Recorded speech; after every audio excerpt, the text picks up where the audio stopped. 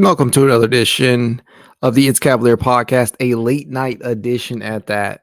This is probably not going to be a long stream because I'm already feeling the effects of this boring ass series. But man, I realized two things. I realized two things before I came on air tonight. And that is one, I need to update the title card because a lot of these guys probably won't be back. so I will probably update that heading into next season. And the other is that the 2023-24 season is over. We finally are about to get some clarity on what direction this Cleveland Cavaliers team is going to be heading in. And I couldn't be any more excited. It was a shitty end to the playoffs for the Cavaliers, obviously, going out and, the amount of games that we did. But there is a lot to look forward to. There's the upcoming NBA draft where the Cleveland Cavaliers currently have the 20th overall pick. It's been, rumored, reported that the Cavaliers are interested in moving up.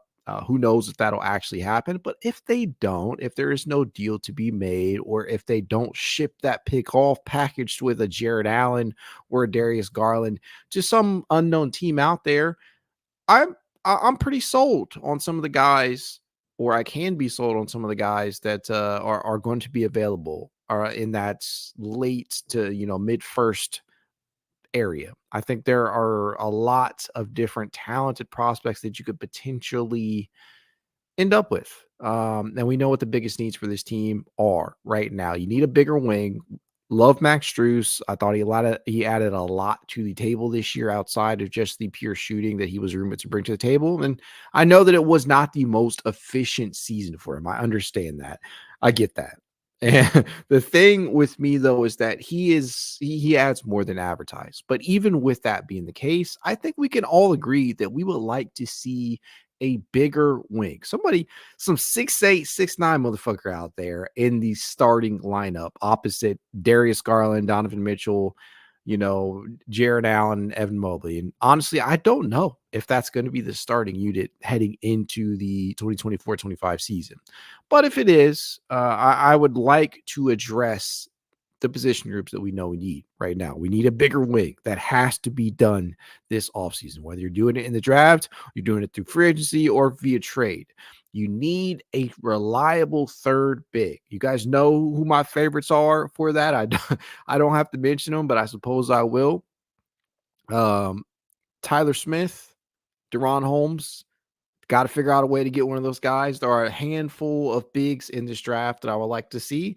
Khalil Ware is probably going to be off the board. I know there's a lot of noise around Kyle Filipowski, but I don't know, man. It is really going to be interesting to see how this draft plays out. That is one thing that I'm obviously looking forward to. Now, the biggest decision of all is the Donovan Mitchell of it all, right? Is Donovan Mitchell going to sign the contract extension? We know through numerous sources that, they're eligible, they're able, or they're allowed to, I guess that's the terminology I should probably use. They are allowed to begin contract discussions with Donovan Mitchell and come to some type of verbal agreement, hopefully, or maybe he informs them that he wants to be traded. You just never know which direction these types of things are going to go in. But at the end of the day, we will finally get some clarity on this offseason beginning now with the Boston Celtics. God, I hate saying that. I feel like I need to pour myself a drink. I think I'm about to. Just thinking about these dudes winning their 18th their 18th total title as a franchise, if not, I'm not mistaken. Man, I hate to think about that. And that's no disrespect to them. Congratulations to the Boston Celtics, but man, I really, really cannot stand Boston. I just can't. As I sit here and I sip on my Jack Daniel's Tennessee Apple. I don't know if you guys, I don't know if you guys drink it all, but man, this is some good shit right here. All I know is that there are a couple things that the Cavaliers need to check off the old sheet here, and that is a Donovan Mitchell extension. That is number one. Number two, find a fucking head coach already. I'm tired of waiting. I'm tired of the anticipation, and I'm not sure what the hang up is here. I don't know if it's James Borrego trying to figure out whether he wants to take the LA job, or if they're going to end up with JJ and he's going to pivot. I really don't know what the holdup here is with the head coaching position. And I get there's not necessarily a rush to bring somebody in. They're taking their time. They're trying to evaluate the best option in the direction for this franchise. But man, just please get this head coaching search over with. That is another direction, another step that they have to complete. Another thing they need to check off the old checklist. Donovan Mitchell extension, head coach, fill the vacancy. The NBA draft. We know. JB2. Man, as Dr. Claw 77 says down here. What's up, Tom K? I see you in there, man. Kirk Davis says, agreed, 6'8" wing enough with taking a 6'5" wings. Yeah, I'm tired, man. I'm tired of the like shooting guard, small forward kind of combo that we continue to roll out there. And that is no disrespect to Isaac Okoro, the Karis LeVerts, the Max Struses of the world, but I would love to add a real wing, like a prototypical sized wing, 6'8", 6'9" and above out there. That is what I believe that this Cavaliers team needs, probably the most. Now, will they be available? Will they be able to get a player like that come pick 20? Personally, I'm starting to believe less and less that will be the possibility. I think of the two position groups that the Cavaliers could actually address in the starting small forward position, or the small forward group rather. I think probably the easier one to acquire in the draft is probably going to be a third big, just because some of the options that I really have fallen in love with this time around in this cycle of prospects, guys like Tristan da Silva, I just don't think they're going to be on the board. Like I have really, really sold myself on the idea of Tristan da Silva. I feel like he does a lot of things out there that the Cavaliers would love to be able to have at their disposal. I just don't think he'll be there, man. I'm like, as the more and more that I hear from these different scouts and some of these different evals and these mock drafts that we're seeing, and I know that we have to kind of take everything that we hear and see with a grain of salt. I just have started to believe that Tristan da Silva is not going to be there, and if he isn't there, I would honestly like the Cavaliers to just pivot to the big man position. Look to add a third big, preferably a floor stretching presence. Now, who the fuck knows what they're going to do with Jarrett Allen? Who knows if their ultimate plan is to truly slide Evan Mobley over to the 5 spot? But what I do know is that even if you return the core 4 this season, what you need to do is add a reliable third big, one who can actually shoot the 3 ball, a plug and play guy. Deron Holmes, right there for me. I think that he could possibly be there, but we already know that teams are really starting to covet bigs of his ilk, right? The Nas Reed type, because that's what he looks like to me. He looks like a potential Nas Reed light out there. And just his ability to space the floor, his ability to protect the rim, his ability to run the pick and roll, right? I like a lot of what I see from this guy, and hopefully he's there around that territory, because I feel like he could be an instant plug and play third big out there. You could slide him next to Evan Mobley. If you don't feel confident that Evan Mobley is ready for the rigors of the true 5 position, then you can put Holmes out there as your 5, even though he's kind of undersized at that spot. I definitely feel like that would be a good move. Or the inverse, if the Cavaliers feel like Evan Mobley is ready to be the full-time 5, or give him more minutes than he's ever had in his career so far, they could put him at the 5 and put him in lineups with Holmes occupying the 4. And we know that Holmes can actually shoot the 3 ball, as evidenced by his junior season. I still can't fathom that the man took just 26 total 3-point attempts in his freshman and sophomore seasons. But he just exploded from 3-point distance in year 3. So I have sold myself, as Tom K says down here. I've hyped him up. I have sold myself on the idea of Deron Holmes, who, from Dayton University. You guys know, who've listened to the podcast for any length of time, that I am from Dayton, Ohio. So I have like a general bias in regards to some of these prospects that we've seen over the years. People always get on me for my love of Isaac Okoro, but if you don't know this, I wasn't actually pining for Isaac Okoro to be drafted in the 2020 draft. I wanted Obi Toppin. And I'm still fucking pissed that we never got the opportunity to compete for an NCAA championship. We got robbed. COVID fucked us.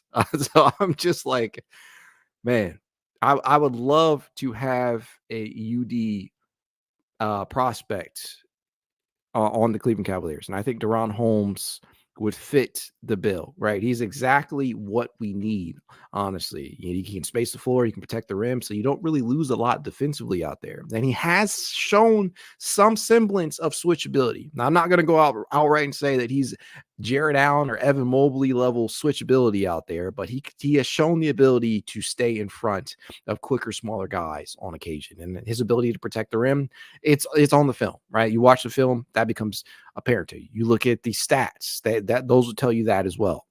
But man, I would love to see Holmes be out there. Tyler Smith is another option to me that really makes a lot of sense, but I understand that he's more of a developmental type pick. And I think that as a Cleveland fan, we kind of want like a prospect that can contribute from day one. But looking at the current crop, right, as this draft class has been touted to be like I don't know, man. It's just not a great class for star power, right? But we do believe that there are a lot of potential role players, some really, really good developmental, really good developmental picks here that could eventually contribute down the line. And being at pick 20, it may be a little bit more difficult to acquire a day one contributor, but it's not impossible. Decafem says 4 Roses small batch whiskey. You'll thank me later.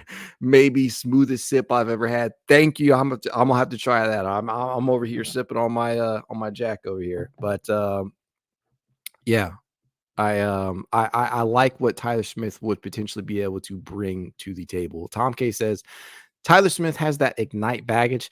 Yeah, I don't know what it is about the G League Ignite, right? They're like the thing about him, right? He was in a system where they did not prioritize defense. So he has a lot of work to do on that end, though he can block shots. And he had a very defined role there. It was out on the perimeter as a spot up shooter. Would occasionally rim run and he would block shots. That's about it. Very, very, very defined role that Tyler Smith had with the G League Ignite. And it's similar to Ron Holland, right? And it is another prospect that I would honestly entertain bringing in if we got high enough up in the draft, if we were to solidify some type of deal to move up. Tom K says, what about Furphy? As in Johnny Furphy. No, I just talked about this with Wilco, Floor and Ceiling. Go check his channel out. Make sure you subscribe over there. He's done a fantastic job covering a lot of these prospects. But Furphy, to me, like, he has the size, but the issue with Furphy to me is like the he's still so raw in many regards. Like, I think the 3-ball, the ability to spot up and shoot, that could potentially be there at the NBA level. But man, I would feel more comfortable taking a more polished prospects like a Holmes. Like, and this is why I find myself like, I understand that we need a bigger wing out there, but I also don't want to waste this pick on a guy that we are waiting to develop. We literally are already doing that with Isaac Okoro, and Isaac might not even be back next season, right? Now, if I had to put my money on it, I would say that he will be, but as in picks that we have spent time trying to develop a very specific areas of their game, right? We know with Isaac, it has been his 3-point stroke, and we just saw that play out in horrific fashion, against the Orlando Magic and Boston Celtics, where he was consistently left open, just cannot generate gravity whatsoever. There is no floor spacing. when it comes time to show up the most. And I understand the regular season totals. He shot almost 40% from 3-point distance, although it was on low volume. And I remain a huge supporter of Isaac Okoro, but I have to call a spade a spade. In a draft like this, if you intend on keeping the pick, to me, I think you could spit. If De Silva's not on the board, I just think you have to go ahead and look at the you have to go ahead and look at the big men group. So we'll have to see what ends up happening in regards to that. So, we know some of the things that we have on the table. There's a Donovan Mitchell contract extension, which he can sign beginning in July.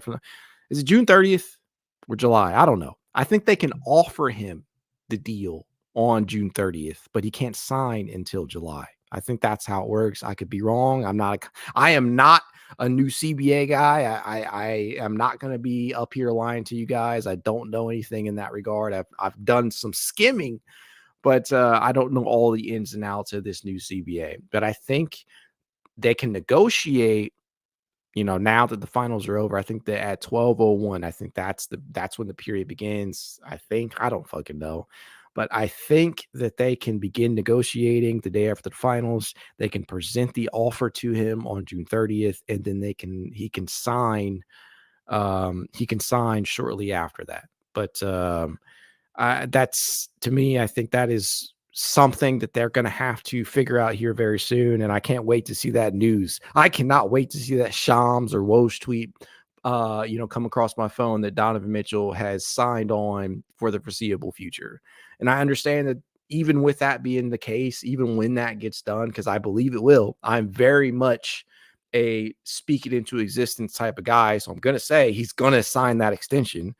But even when that becomes the case, when they put pen to paper, there's still a lot of work to be done, right? We've heard rumblings that Darius Garland, Clutch Sports and Company, Rich Paul, whether they're angling to have him have a more definitive role, like back on ball, or they really truly mean it. We have heard rumblings that Darius Garland is going to request a trade if and when Donovan Mitchell signs that extension. Now, I don't believe that's going to happen. I do believe that the core four will be back next season. And if you agree with that, cool. If you don't, that's okay too. If you believe that that is the wrong direction to go in, I am no longer going to argue with these people anymore who don't believe that. That's fine. That's your opinion. But we'll say I do believe the core four will be back. But with saying that, I do understand that it is not a given, right? It is by no means a given. We still could see some type of move where DG is on the move. To bring in a bigger option at the wing, or to, shore up some of the other areas that we need. We just talked about the fact that we need a third big as well. Similar to that, Jarrett Allen could also be on the move, and who knows? There's just so many unanswered questions. There's the Isaac Okoro restricted free agency. Who knows what's going to end up happening with that? There's just so many unanswered questions right now, man. So many unanswered questions. And it still just leaves me with a lot of excitement. And I'm happy that we finally will be getting some clarity on these things. Kirk Davis says, what do you think on Tristan Da Silva? I love Tristan Da Silva. Not sure if you caught the early part of the live stream, but Da Silva, to me, like, he is my top prospect that we could potentially acquire in this draft. I think for what we need, rather, in the area, in the spot that we're in. But I just don't believe he'll be on the board, right? We're picking 20th overall. I think Da Silva is comfortably going to go between 10 to 16, between picks 10 to 16. I really honestly believe Da Silva could be off the board. There's rumblings of a lot of different teams having their eyes on Da Silva. The Lakers are a team out there that they make a lot of sense for him. But Cleveland, if he's on the board, I'm taking him. If he's on the board, I'm taking him. If he's not on the board, like I believe he won't be, I'm taking Deron Holmes. Some other questions down here. Bobby Clitman is my pick. In and Out of the Abyss says, I like the potential of Bobby Clitman. He certainly has the size out there. He's played in, I think it was the NBL, but I just don't. The shooting the shooting percentages, the shooting splits over there just haven't left me feeling like it's going to be a quick and easy translation over to the NBA, right? If to me, if you're going to acquire a big wing in the draft, it's got to be one that already has a live three ball, one who you feel confident to drop those shots to me. And I think De Silva fits that, right? Beast Girl says, damn, Kyrie let me down, man. Kyrie was like invisible tonight in many regards. And no, he it wasn't like PJ Washington level invisibility out there. PJ Washington has just sucked ass in this finals. Like everybody was talking up Daniel Gafford and the Gafford and Washington deal from Washington prior to the finals, and rightfully so. But man, they have just not necessarily Gafford, but Washington has just been a no-show for much of this finals. PJ, 4 points, 2 of 7 from the field, 0 of 5 from three-point distance tonight was PJ Washington. Then Kyrie Irving, just 15 points in a in an elimination game, 5 of 16 from the field, 3 of 9 from three-point distance. It doesn't make me feel good, right? Kyrie has all this baggage with him, and the public perception of him is, could go any which way on any given day. But I still remain a fan of what he can do on the court. He is a very exciting basketball player, like always has been, probably always will be, as long as he's suiting up. But man, he just was a no-show tonight, right? There were points in tonight's game where I'm just like, dude, where's the Cleveland version? Where's the Cleveland version of Kyrie, who was a straight up killer in some of those finals runs? Man, I don't know.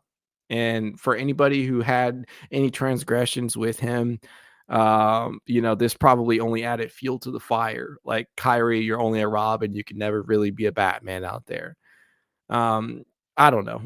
Not to harp on that, because Kyrie is not really our issue anymore. It hasn't been for a number of years now, right? And it's crazy to think, when you just think back, Kyrie left Cleveland, like, what is it? Almost been 6-7 years now. It has literally been that long since Kyrie was donning a wine and gold uniform. It's literally been about 7 years, which is just crazy in the grand scheme of things. But yeah, man, still had some of the funnest times of Cleveland history. Had the biggest shot in Cleveland history. Went toe to toe with the Splash Brothers, and was the Robin or the 1A, or the 1B to LeBron's 1A rather. Just so many good times. But since leaving Cleveland, it hasn't really been great for him. And I know a lot of people love that. SPCC Cleveland. Yeah, SPC Cleveland 3891 says, I seriously hope we don't trade Allen. Honestly, I thought Jarrett Allen was the most consistent player donning wine and gold this year. I thought he was the most consistent Cleveland Cavalier. And I would hate to see him be on the move, but I also understand the rationale for potentially moving him for many different reasons. One, obviously, is the floor spacing, right? Without having a reliable floor spacer at the 4 or the 5. And although it was nice to see Evan Mobley take somewhat of a step forward in that regard, the volume was just not enough to suggest that he is a consistent floor spacer. I think that will occur next season, but he's not at that point yet. And we know Jarrett Allen is by no means a floor spacer at all. And so not having that floor stretching presence out there in your front court, it really hurts, no matter how good individually those two players are, right? But I say that to say I understand the rationale for moving on from Jarrett Allen if you can acquire a bigger wing out there. And I think it would totally depend upon the return, right? It doesn't make sense, in my opinion, to sell low on either Jarrett Allen or Darius Garland. If the deal just doesn't make sense, or you're not getting a good enough of a return, I just think go ahead and hold on to him, right? And let him reestablish some value out there, especially Darius Garland, and then maybe see what you can do midseason. But there's a lot of different things that need to be ironed out. That, figuring out what's going to happen with Donovan Mitchell, that is the number one priority, top priority, because you're not making any deals until you figure out whether or not he is committed to staying in Cleveland, because you don't want to risk losing Darius Garland, Jarrett Allen, and potentially Donovan Mitchell, or, two of the three. You just don't want that to occur. Tune in Sports One says, how you feel about the report saying Donovan Mitchell wants to keep Jarrett Allen? Honestly, I feel like it's not necessarily, it's not a bad thing, right? Your star player going to bat for one of the best players on your roster, throwing support his way.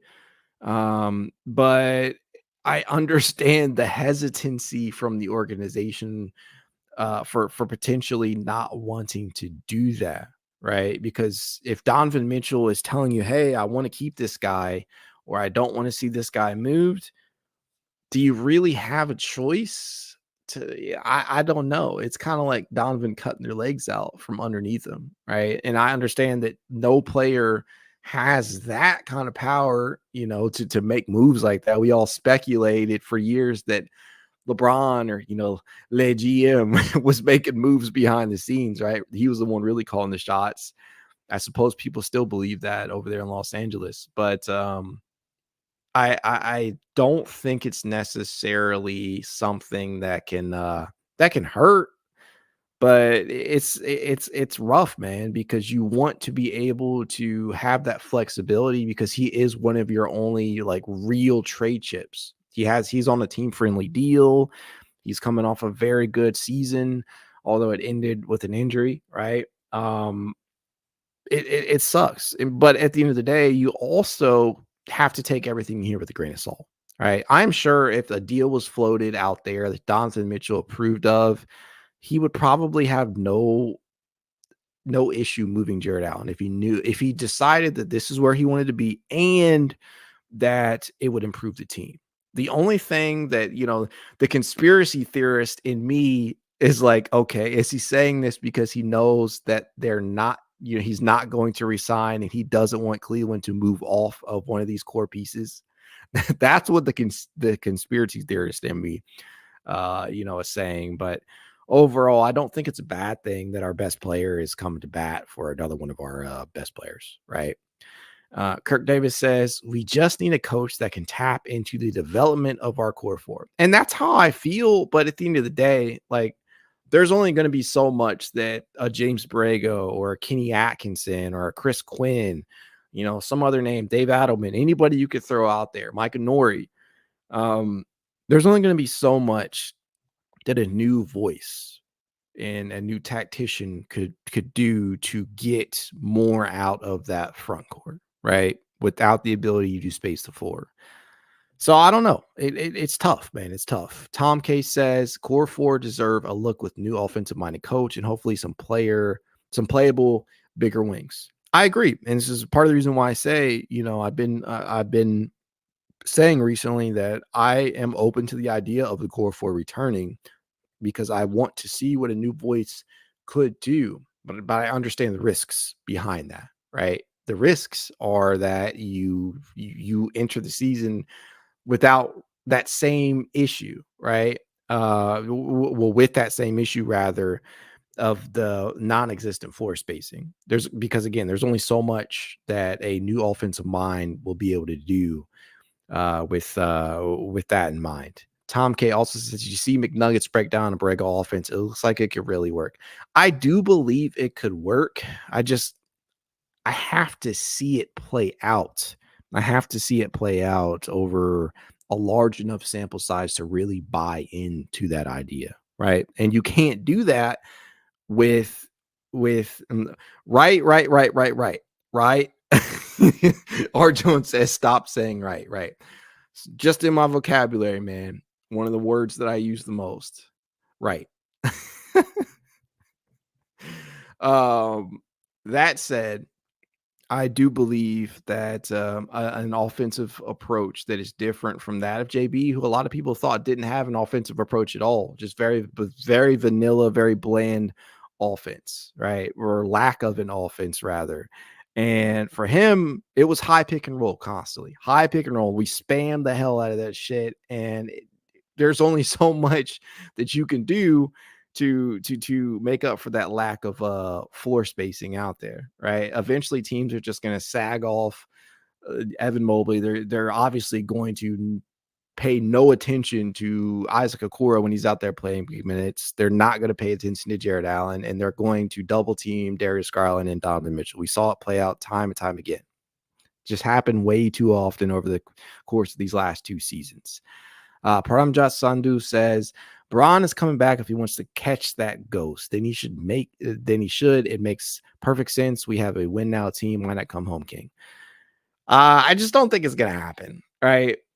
There's all the speculation out there about Bronny, right? And that's another guy that's a floor and ceiling covered pretty extensively on the last episode. And I think that there are certain things that make him an enticing developmental pick, but short of drafting Bronny, which I would not advocate for the Cavaliers to do with their 20th overall pick if they want to actually use that player. I don't see a world in which LeBron comes to town. We don't have the money to pay him, certainly, unless he's willing to take a massive pay cut. So I have left that out of my mind. I do not believe LeBron is coming home. It would shock me. It would definitely shock me if he did. Thanks, Arjun. He says, I'm just playing, man. Love your content. Thank you. I appreciate you, man. I truly do. Starter Pack says, we just need Miles Bridges. Nah, can't do it, man. Can't do it. Tuna Sports says, you gotta pay LeBron. You gotta pay LeBron. Yeah, you do. He's not gonna take a pay cut. He might take a pay cut to draft Brody Parmjot, but I just do not think that's gonna end up being the reality. I really do. Tom K says Bronny is a reach for a first round right now. I wish he stayed in school or went to transfer portal. Like when I look at Bronny James, I see a player who could potentially be a role player, a useful player due to the utility and the versatility of his game. But he left school way too early. Obviously, we know what happened with, the cardiac arrest, right? That slowed down the process for him to start playing games at USC. But I think that they are rushing this kid along way, way too quickly. I do believe that they are going to end up hurting him in the long run. I understand it. I get LeBron wants to play with his son. I understand that the people may believe that he has the ability to eventually become a useful player at the next level, but he's years away, in my opinion, from being a serviceable role player. Time will tell. We'll see. Aaron says trade Jarrett Allen for Brandon Ingram. Honestly, as much as people probably disagree with this opinion, I'm not as high on Brandon Ingram as a lot of people are. Like, if I'm making a deal with New Orleans, it's got to include Trey Murphy, which I know is not going to happen. And I would like Herb Jones. All right. I would like those guys back in the deal. Right. I know they would never go for that, and I understand why. But I'm not nearly as big a fan of Brandon Ingram as some fans seem to be. I would rather have Herb Jones and Trey Murphy if I'm making a deal with them. We'll see, though. We'll see. There could be some things on the table. Who knows? In and Out of the Abyss says Emoni Bates, most improved player in 2025. You guys know that is a player that I believe heavily in still, but he is also, in my opinion, still probably at least another year from being able to actually contribute consistently outside of the confines of spot up shooting, right? And I understand that's a valuable skill set to have in today's day and age, but to me, he's got to be able to actually defend at a competent level, and I don't think I saw enough of that with the I was going to say D League, Jesus, with the G League team, right? With the Cleveland Charge. I just did not see that enough from him. I didn't see enough of the rebounding. The rebounding numbers will tell you that he was a good rebounder if you look at the rebounds per game, but the rebounding percentage was not necessarily great. And ditto for the facilitation, right? For me, I just don't think Emoni will be a factor in 2024-25. I think the following season, if he's still in Cleveland, that could potentially be somebody that they call upon. But I still think that he needs a little bit more seasoning. SPC Cleveland says, why Herb Jones? Man, he's a terrific defender. I think that he is probably obviously a decent shooter, right? Shot 41.8% from 3-point distance this season. The volume was definitely up this year. Just 3.6 attempts, similar to Isaac Okoro in that regard, where like the volume doesn't tell you that he is like a trusted shooter just yet, but I'll take it. Right after shooting about somewhere between 33 to 34% in his first 2 years in the NBA, he shot way better in year 3, up 41+% from 3-point distance, and in addition to his the defense that he's able to bring to the table. He was an all defensive team member this year, 2023-24 all defense. So definitely somebody that I would love to have on this roster, although I know it's not going to happen. BI don't suck, the injury part. Yeah, I don't think Brandon Ingram sucks. I just don't think that it would make enough sense to me. He is perennially injured. That's number one. Number two is he's going to need a contract extension, and he's probably going to look for a lot of money. Just don't want to do that with the way the new CBA works. I do not want that. Truly NPR says, whether he likes it or not, Mobley is a sitter. Whether you like it or not, you're going to play the 5. Mobley is a center and plays the best at that position. So I think Allen should be traded, or he can come off the bench, but not for BI. That man lives in the hospital. That's fucked up. It's true though. Fucked up, but true. I think that Evan Mobley, because we've heard that he doesn't want to be there. Like, he doesn't want to play that position full time. At least that's what's being reported. That's what's being leaked out there. And it kind of reminds me of the whole Anthony Davis discussion, right? Like, because we know for years and years, Anthony Davis kind of shied away from playing the 5, but he is like you get the best minutes from him when he's playing that way, because it allows a team to include another floor stretching presence out there at the 4. And you literally draw the defense's attention, right? To the center position. That means you can open up the paint a little bit more for dribble penetration. But yeah, for Evan Mobley, I think that is his ultimate outlook. But right now, until you get either one, a true floor spacing 4 out there, or Evan Mobley just develops a semblance of a reliable, trustworthy 3-point shot himself, I just don't think it would make the sense for him to move full time just yet. But I can be persuaded depending upon a certain trade, right? I just don't think Jarrett Allen moving him for Brandon Ingram would be the best thing. We'll see. We shall definitely see. Zbo25 says, any trade that includes Garland, what you looking for as far as a return? Are you thinking boatload of draft picks, or are you looking for all-star players to replace him? His contract alone is going to give you a return that's not likely to yield an all-star, right? I just do not think that teams, especially for a smallish guard, and although he is very capable of being or playing at a all-star level, I just don't think teams will be willing to pony up for a guard of his ilk, right? At least not right now. I think the value is probably a little bit, it's in the shitter. Let's just keep a spade a spade. His value has definitely plummeted. At least that's what social media would have you believing, right? I think the Cavaliers recognize that that he has more value to us than to some other teams out there. Probably not going to actually make a move that actually makes sense for him. But I do believe that any trade that includes Darius Garland would have to give you at minimum a first round pick, right? A reliable role player, and it has to be a wing or a center, right? 2 role players and a first round pick is probably what you're going to get for Darius Garland at this point. And it's one of the reasons why you've consistently seen trades like Austin Reeves and Rui Hachimura in LA first for Darius Garland, deals like that. But for me, if I'm trading Darius Garland, it would have to give you a first round pick. That's number one. And it has to give you 2 quality role players.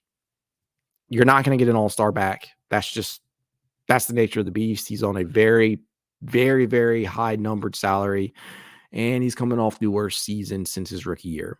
You're not going to get an all-star back for him, which tends to, when you're thinking about holding on to him or not, that's the rationale, in my opinion. I'd rather not sell low on him than trade him for, than to trade him for scraps right now. I just don't want to do that. I don't want to sell low on him. Paramjot Sandhu says, if anyone had to be fired, it should have been Kobe Altman. He's terrible as a GM. Honestly, Paramjot, I do not think Kobe is a terrible GM. I don't think he is he is not executive of the year, but he is definitely not the worst GM out there. You look at the full scope of his work, right? Let's start at number one, Kyrie Irving. The Kyrie Irving deal is his first real big move at the helm, right? If you're not counting the Kevin Love extension, but Kyrie Irving trade, we know how everybody looks at that. It isn't great. The return, it left a lot of people feeling mixed. But over the course of his tenure here, being able to acquire Lauri Markkanen, by shipping out Larry Nance Jr., being able to acquire Ricky Rubio for Taurean Prince, that's another big one. Being able to go out there and acquire Donovan freaking Mitchell, a top 15 player in this NBA,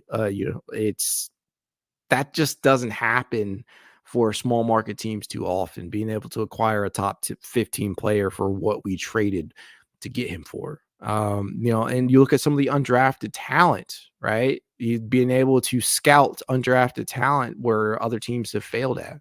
Getting Craig Porter Jr., who could potentially be a actual rotation piece next season as your third guard, possibly. Getting Dean Wade. And I know a lot of people probably at this point have soured on Dean Wade due to the injury history with him and him just not really being available when you need him to. But he still contributed a fair deal more than your typical undrafted prospects. Look at Lamar Stevens. He played a role here. I could really honestly go on and on about some of the moves that he has made as head coach. Well, not head coach, as GM or president of basketball operations. But at the end of the day, man, that's not terrible. His tenure here has been far from terrible. He hasn't been great, but you could honestly look around the league and find, I can't forget Sam Merrill, right? A lot of people passed him over. Milwaukee let a sharpshooter like him pass by. Memphis did too. And I think that if you take into consideration the full scope of what he has actually been able to accomplish in fielding a playoff caliber team, may not be title contention right now, but it is a playoff caliber team in a 4 to 5 year stretch. I think it is somewhat commendable. He's had errors. He's had missteps, not making a move at 2 back-to-back trade deadlines, right? Not really making a move. I think that really hurts his tenure here. Obviously, there have been some misses like the George Niang signing, right? But at the end of the day, for people who want to shit on that and to a smaller extent, Max Strus, right? These signings made sense at the time that they were made. Keep in mind, George Niang was coming off of 5 straight seasons shooting 40% or better from three-point distance.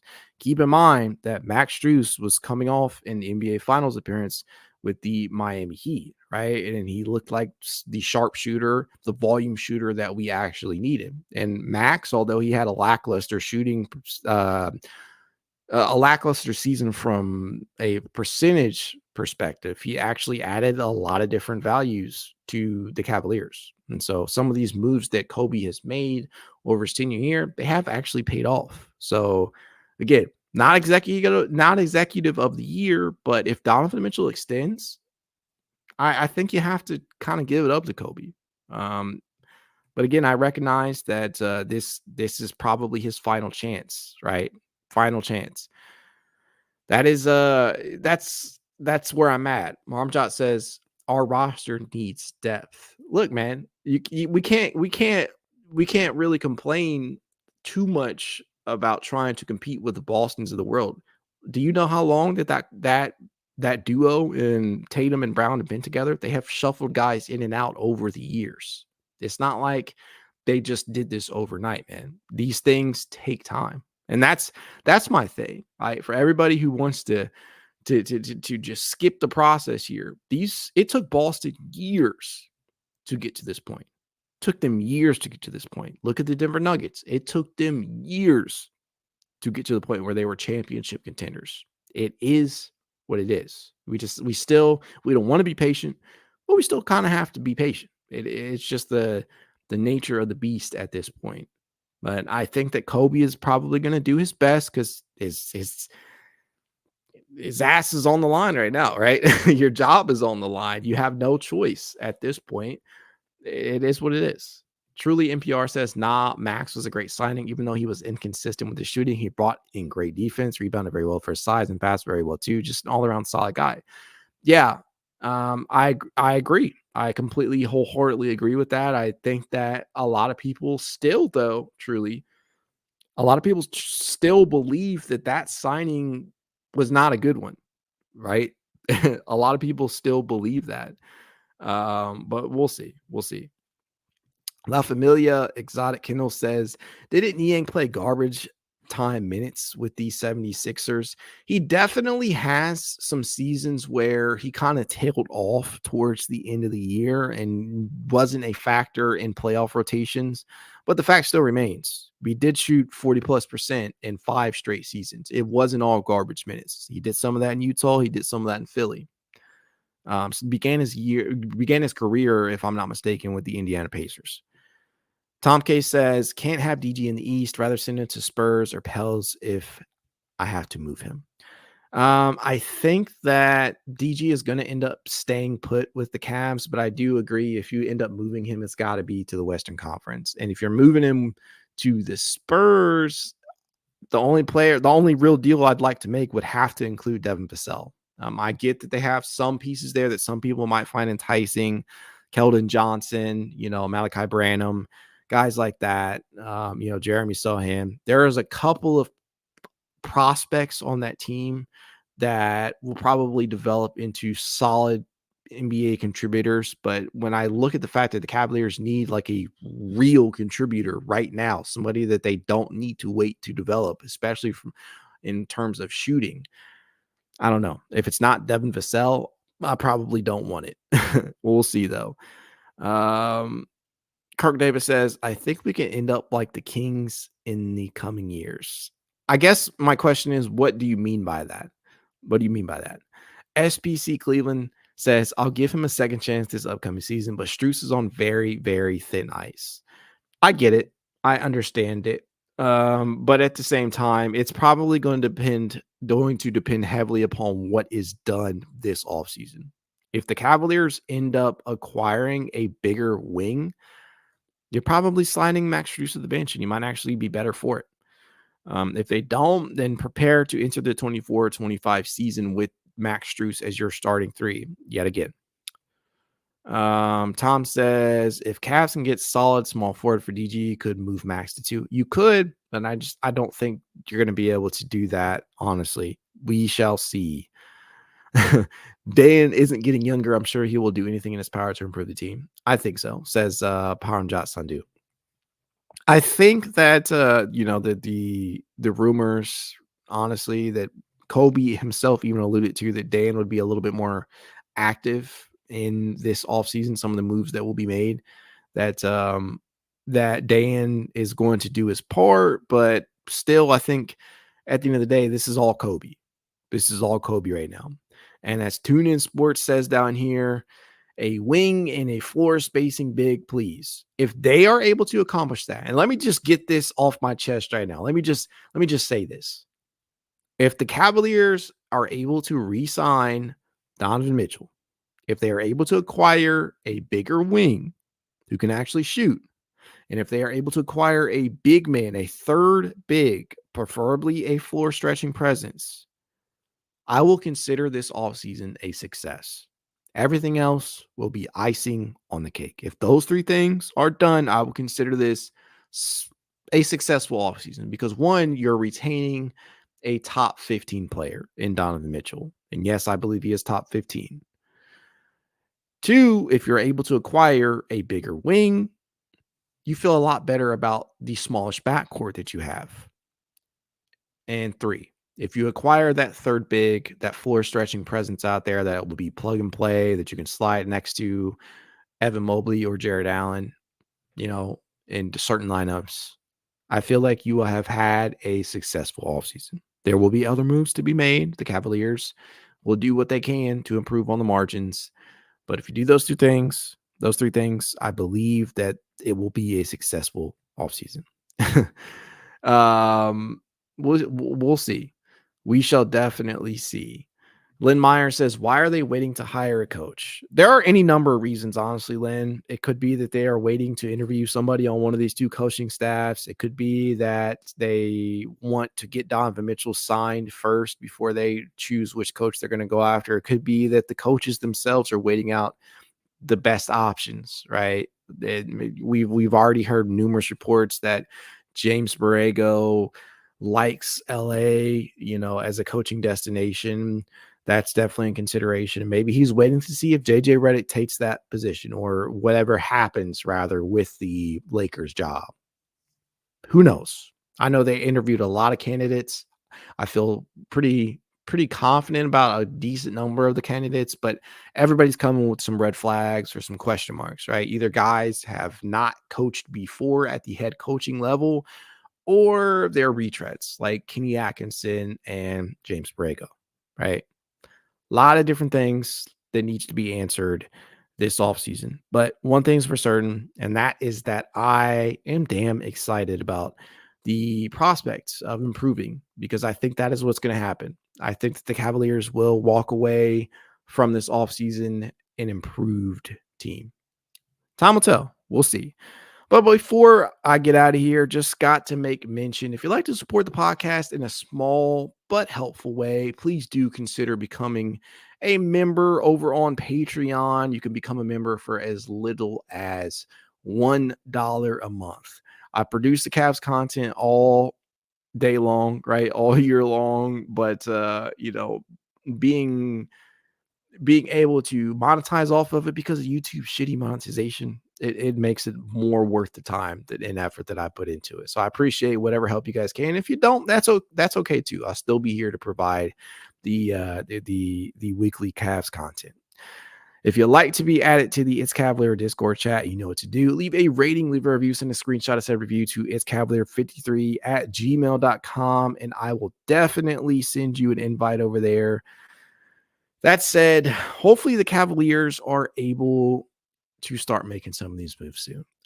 The new CBA kind of makes things a little bit iffy, right? Nobody truly seems to understand what is going on and what windows that the Cavaliers will be able to work within. But we just got to be patient. Go Cavs.